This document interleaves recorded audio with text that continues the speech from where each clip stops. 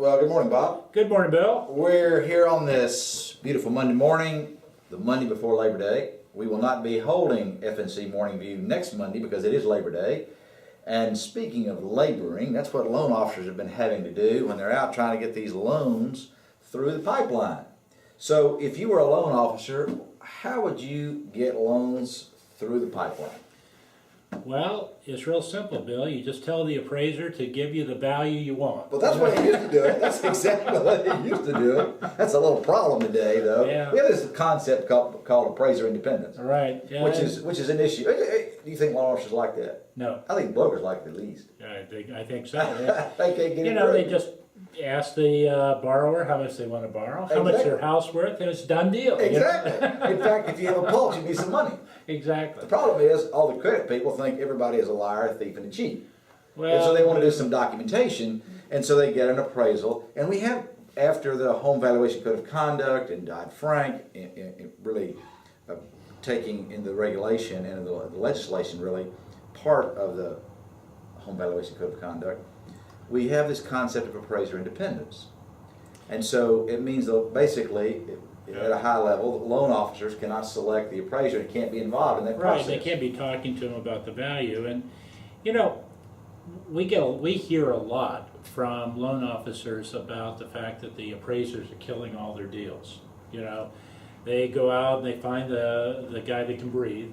And a pulse, have a pulse, you know, and so and they get this loan on the books, you know, they're going to make a big deal, and then the appraisal comes in a few weeks later, and it's just not the value that they need, and so the deal falls through, and the borrower's unhappy, the loan officer's unhappy, the lender's unhappy because they've spent the money for the appraisal and for the income verification and for the credit and all that. And processing time, as well as occupying a space in their pipeline. Exactly, They probably hedged that. Right. And so as a result, they've spent somewhere between $500 and $1,500 on a loan that's not going to close. Not going to generate any revenue for them. And so one of the things that we've talked to some of the lenders about is why not use some of the comps that the appraiser is going to use right up front. Well, let's back up. What some lending institutions have tried to do is they've tried to put automated valuation models up on their website, AVMs, so both consumers could run those and loan officers could use those. But AVMs have some problems. And what are some of those problems? Well, you know, for this purpose, any model is based upon trying to capture the mean value for that particular type of property. And the problem with that is that you can have a very wide distribution. So it could be true that on average is correct, but is it correct? It may only be correct like 5% of the time, you know, and the rest of the time it's dispersed all over the place. And so that means at least half of those times it's going to be coming in too low. Is that a fancy way of saying it doesn't work? Doesn't work. Okay. So basically it doesn't work, right? But the reason it doesn't work is it's not accurate. And so what happens is it gives a false indication up front, and when the process occurs, the applicant then experiences on the back end what is referred to as appraisal shock. Right. And you know, it can not work in two different ways. One, it can give a value that's too high, so the borrower thinks that they're going to get the loan when in fact they don't. Everybody's happy up front, but they're not happy on the back end. Right. The second way is that it can come in too low, in which case the borrower and the loan officer choose not to do the deal at all. But and the credit people will be loses. happy. The credit people will be happy on the back end. Well, unless they don't get paid. Right. You got to have some revenue coming in. And so you're going to lose a deal and someone else, maybe one of your competitors, might get that deal. So let's talk about a better way, a potential better way. Well, you know, there's probably no perfect way, but one thing that You don't have a does perfect help. way? I thought you had a perfect way.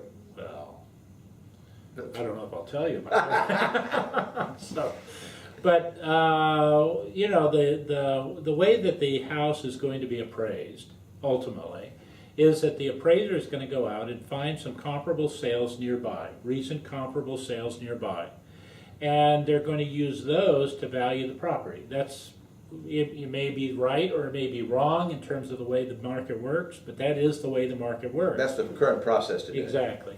And so And the institution is going to rely on that to make a lending decision. exactly, and so everybody knows that. So why not have the loan officer look at some of those recent sales right up front? So lots of lenders processing appraisals, taking that comparable data out of those appraisals and furnishing that to loan officers up front. So when they say yes, there's a high probability it really is yes. And if they're going to say no, they say no early. Right, or they can adjust the borrower's expectations and maybe talk them into a little bit different type of loan. You know, Right. they can stay there, you sit there with the borrower and say, you know, I'm seeing a house just across the street that just sold for $50,000 less than you're thinking yours is worth. Why is yours worth $50,000 more? Maybe it has a new deck, Right, maybe there is a legitimate reason. a new swimming pool. But they can validate that right up front and make some sense to the whole thing. Certainly not any discouragement from applying, Right. just trying to set expectations. Exactly, and you know, and it may be the case that they want to take a chance. They say, well, you know, it's probably going to have to, you know, may not make this, but at least the borrower knows up front that this is risky. And the applicant may know of some recent sales that have just occurred That's true. that could establish new data points, Right. and might actually enable qualification. Right, and that's the thing about an AVM or any model like that, is that it's based upon historical information, actually sometimes quite far back. And if that market is starting to move, it may miss it completely. Right. If markets head up, the appraisal process looks at closed sales which occurred in the past, and so those closed sales tend to be lower than the current market activity. Right, on an upswing. And on a downswing, just reverse. Right, they come in too high, and then the appraiser's looking at that and saying, well, you know, I'm seeing this market go down, and so I don't agree with that. Right. So we've talked about lots of things. Do you have any words of wisdom for Labor Day? Hot dogs and hamburgers. Summer's about over. Labor Day marks the end of summer. Yeah. This is our last Monday before Labor Day. We'll be back on the Monday after Labor Day, September the 10th. You all have a fantastic day. This is FNC's Morning View.